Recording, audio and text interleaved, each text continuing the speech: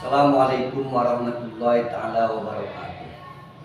Pada kesempatan kali ini kita akan membahas masalah bab pernikahan, mengambil dari kitab Ibanatul Ahkam jilid ketiga yang akan diriwayatkan dari salah satu rawi yaitu Hakim. Wa an Jabir qala Rasulullah sallallahu alaihi wasallam idza khotaba ahadukumul mar'ata fa in istata'a ay yanzura minha ila ma yad'u ila nikahiha falyaf'al. Dari Jabir bersabda Rasulullah SAW, idza khotaba ahadukumul mar'ah, apabila salah satu kalian akan mengkhitbah seorang perempuan, fa in istata'a ay yanzura minha, maka kalau kalian mampu, silahkan lihat dulu wanita tersebut ila mayatmu ila nikahiha, terhadap apa yang kamu butuhkan untuk menikahinya. Falyaf'al, maka laksanakanlah. Rawahu Ahmad wa Dawud wa Abu Dawud wa rijalu siqah. Dari hadis Jabir ini kata Rasulullah SAW, idza khotaba ahadukumul mar'ata fa in istata'a minha ay yanzura ilaiha. Rasul mengajarkan ketika kita memilih seorang pasangan nanti yang akan mendampingi hidup kita selamanya di dunia, bahkan bisa jadi nanti di akhirat kelak bersama-sama kembali, yaitu disunahkan kita melihat dulu wanita yang akan kita khitbah, wanita yang akan kita pinang, wanita yang akan kita lamar. Kenapa? Dikhawatirkan ada hal yang tidak diharapkan ketika tanpa melihat terlebih dahulu apakah wanita tersebut ada kekurangan, sehingga nanti baru awal rumah tangga ataupun di akhir rumah tangga terjadi konflik permasalahan rumah tangga karena kekurang hati-hatian ketika melaksanakan khitbah ataupun lamaran.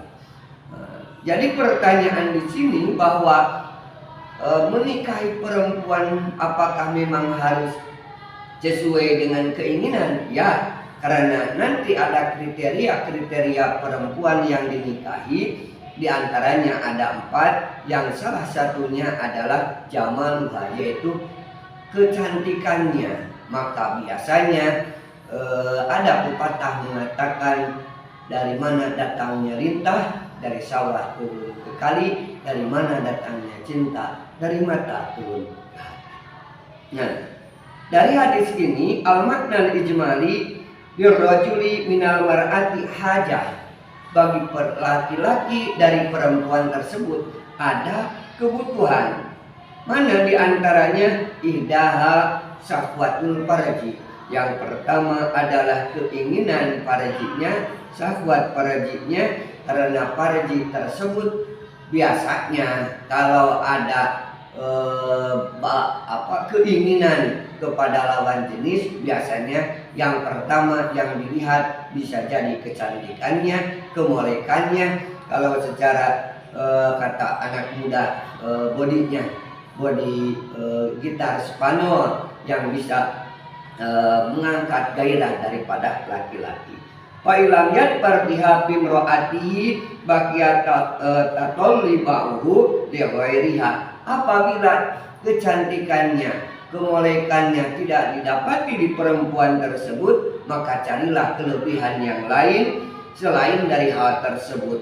Walida kana alaihi an-nadru liman yuridu khitbataha. Oleh karena itu, bagi orang yang akan bertujuan mengkhitbah perempuan tersebut, usahakan lihat dulu perempuannya. Kalau orang Sunda mengatakan cing asak-asak yang hijau bisi utung tamanggana, sing asak-asaknya nempok bisi kadugung jagakna. Jadi seperti itu, bahwa Nabi pun memberikan isyarat diperbolehkan kita melihat dulu calon perempuan yang akan kita khitbah atau nanti akan kita nikahi menjadi pasangan hidup kita sehidup semati kalau kata orang muda, walaupun sebenarnya itu hanya bahasa saja.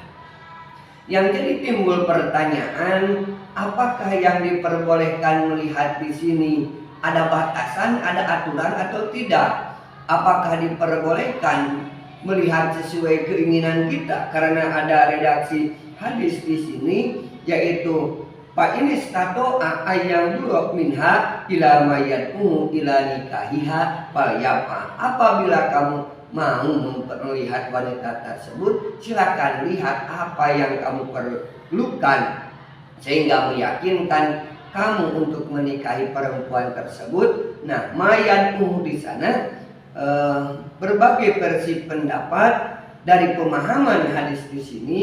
Yang pertama, istihbabu an-nadru lil mahtubatil lati yuridu kitbatuha. Disunatkan melihat dulu kepada wanita yang dihitbah, yang akan kamu lamar, wa huwa qaulu a'immatul arba'ah, dan ini pendapat imam yang 4 wal jumhur dan jumhur ulama. Jadi menurut jumhur ulama, menurut imam madhab yang 4, melihat calon wanita yang akan dihitbah hukumnya sunat. Yang kedua, anna jamalal mar'ati matlubun. Nah, jadi para laki-laki yang akan melamar, kecantikan daripada perempuan tersebut itu memang dicari, diperbolehkan.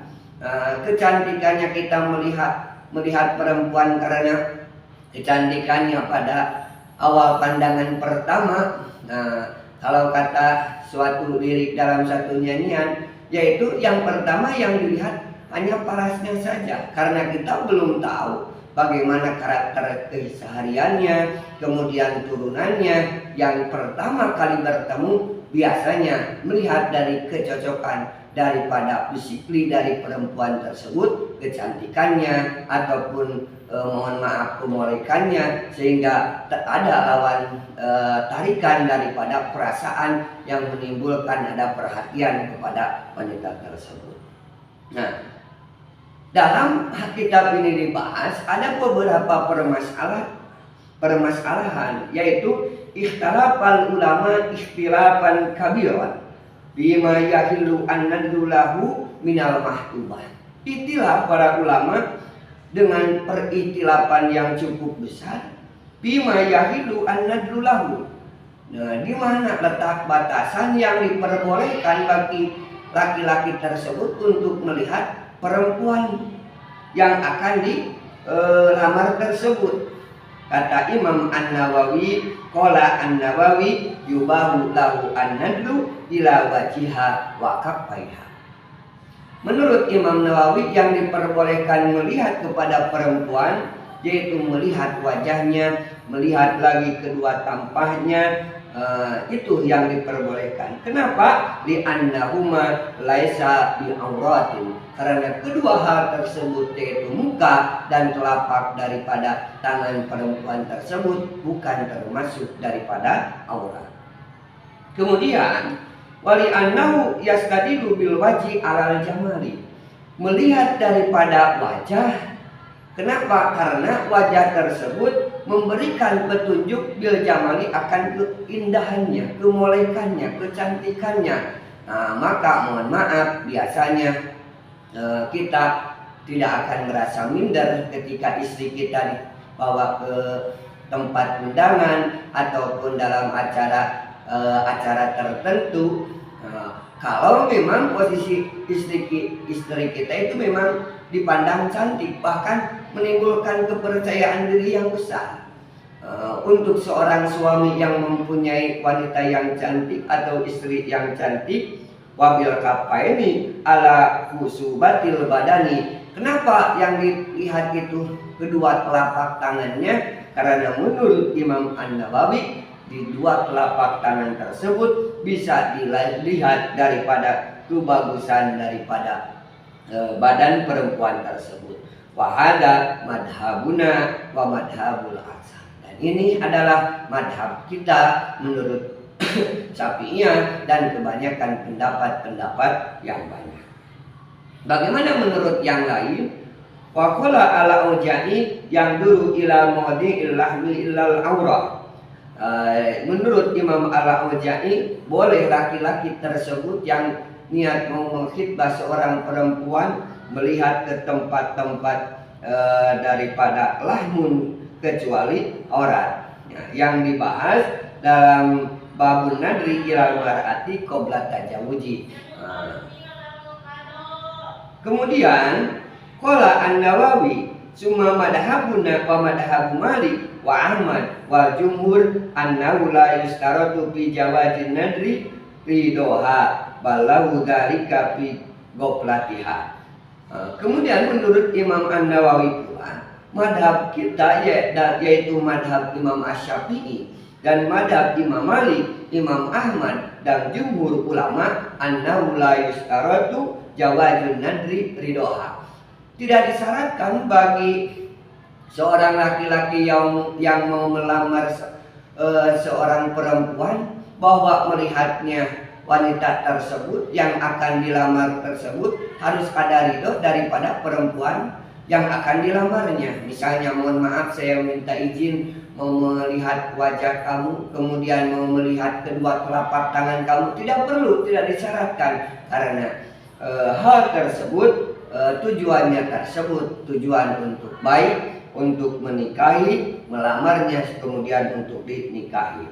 Balahu dalika fi goplatiha, bahkan bagi laki-laki tersebut diperbolehkan melihat wanita tersebut ketika kondisi wanita tersebut dalam kondisi tidak sadar. Misalnya curi-curi pandang. Wamin goyri takodumi iklamun lakin kola malikun akrahu nadru fi goplatiha mukhafatan wa hukum an nadrihi ala auratin. Kata Imam Malik, saya kurang suka kalau melihat perempuan tersebut dalam kondisi tidak sadar, karena dikhawatirkan dari pihak laki-laki tersebut akan melihat perempuannya terhadap hal yang mungkin bisa jatuh kepada wuku an-nadri ala auratin, bisa melihat kepada aurat. Jadi menurut pendapat di sini diperbolehkan melihat perempuan yang akan dilamar oleh seorang laki-laki asalkan ada aturannya. Tidak karena di sini boleh diperlihatkan wanita tersebut kedua wajah dan kedua telapak tangannya saja, tetapi bukan berarti boleh melihat di sana secara bablas, misalnya melihat seluruh tubuhnya, kecuali dalam satu bahasan kitab fikih ada diperbolehkan melihat kepada hal yang lain, misalnya menyuruh kepada salah satu mahramnya, misalnya kakak perempuannya, adik perempuannya, mau melihat kepada hal yang lebih detail, karena nanti dalam pernikahan ada aib, diperbolehkan khiyar untuk dikembalikan kepada walinya, misalnya karena mohon maaf di parjiknya ada kornun, ada rotpun, yaitu ada daging jadi, ataupun ada juga selaput yang menghalangi dari parjik tersebut sehingga akan terhalang melaksanakan istimtah, kemudian tidak akan menghasilkan turunan, maka tidak apa-apa dibawa ke bidan, dicek ke bidan apakah wanita ini normal secara biologis ataupun memang parajiknya tersebut memang ada lubangnya atau tidak. Karena kalau tidak ada lubangnya, maka wanita tersebut kalau sudah dinikahi boleh dikembalikan. Sebelum sampai jauh ke sana memberikan aib atau rasa malu kepada pasangan perempuan, boleh bisa memberikan mandat atau perintah, minta tolong kepada saudaranya yang semahram, saudarinya yang semahram, kakak perempuannya ataupun adik perempuannya ataupun keponakan perempuannya untuk melihat dengan tujuan mau melihat tersebut dikhawatirkan daripada nanti misalnya ada permasalahan, baru rumah tangga 2 hari sudah cerai, kemudian ada rasa malu karena ada aib di perempuan. Nah, sebelum melangkah ke sana maka sebaiknya lihat dulu perempuan tersebut dengan cara baik-baik. Jadi bagi laki-laki secara khusus yang diperbolehkan wajah dan tampah daripada perempuan tersebut, telapak tangan perempuan tersebut. Kalau mau melihat yang lain boleh mengutus kepada mahramnya. Kemudian Wa Ibnu Umar radhiyallahu anhu qala Rasulullah SAW la yahtubu ahadukum ala khitbati ahihi hatta yatrukal khatib qablahu aw ya'dana lahu. Dari hadis yang lain dari Ibnu Umar, kata Rasulullah SAW, la yahtubu ahadukum ala khitbati ahihi. Tidak diperkenankan, tidak diperbolehkan bagi salah seorang kalian mengkhitbah daripada khitbahan saudaranya, melamar di atas lamaran orang lain yang sesama agamanya. Hatta yatrukal khatibu qablahu, sehingga pelamar pertama sudah meninggalkan, tidak bertujuan untuk melanjutkan ke jenjang pernikahan. Au ya'dana lahu, ataupun si pelamar pertama memberikan izin karena merasakan misalnya seorang laki-laki mencari pasangan itu dipandang susah, maka dia memberikan keputusan silakan. Kalau memang calon perempuan ataupun wanita yang sudah dilamarnya tersebut tertarik kepada laki-laki pelamar yang baru, tidak apa-apa, gentle misalnya laki-laki tersebut, maka baru boleh melamar ke perempuan yang lain. Nah, pemahaman dari hadis ini yang pertama, anna yulir rajuli ayyatuba ala khitbati ahihi. Yang pertama, dilarang bagi seorang laki-laki melamar kepada lamaran saudaranya atau melamar di atas lamaran laki-laki yang lain. Qala al-Khattabi an-nahyu li ta'addud. Apakah larangan itu berupa haram, an-nahyu li tahrim, ataupun bagaimana? Nah, larangan di sini an-nahyu li ta'addubi, larangan tersebut karena tujuannya untuk beretika. Jadi tidak menunjukkan bahwa haram sama sekali, tetapi etikanya kurang baik. Bagaimana kondisi misalnya orang yang sudah dilamar lagi oleh orang lain, barang yang sudah ditawar lagi dengan tujuan misalnya berlomba-lomba misalnya.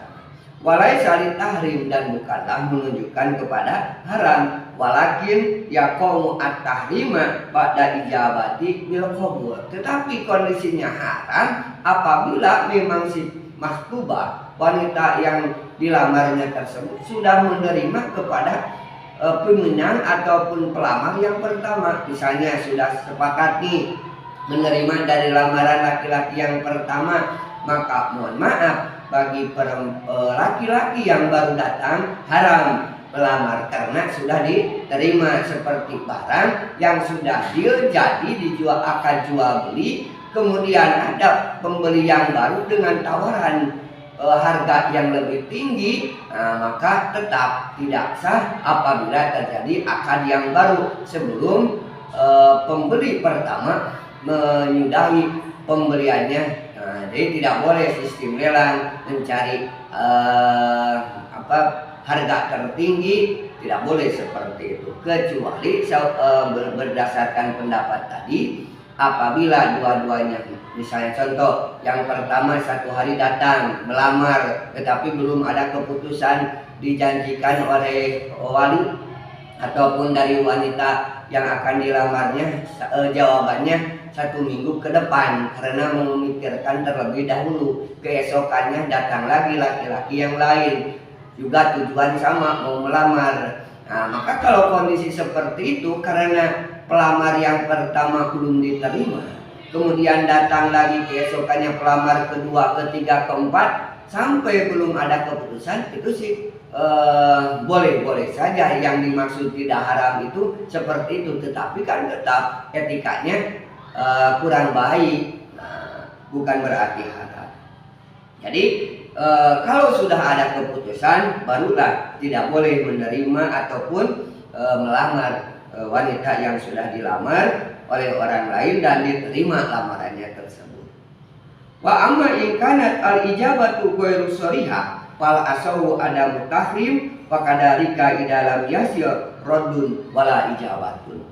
Adapun apabila penerimaannya tidak sah, tidak sorry, tidak jelas, misalnya mohon maaf kan ada yang jelas penerimanya bagaimana neng ataupun teh ataupun mbak, lamaran dari si mas ini, si abang ini apakah mau diterima atau tidak. Nah, kata perempuannya misalnya ya saya mau menerima lamarannya, maka itu sorry sudah jelas. Ini tidak ada jawaban ataupun ada jawaban tetapi kurang begitu jelas yang termasuk bagian daripada kinayah. Bagaimana kalau masih kinayah seperti itu?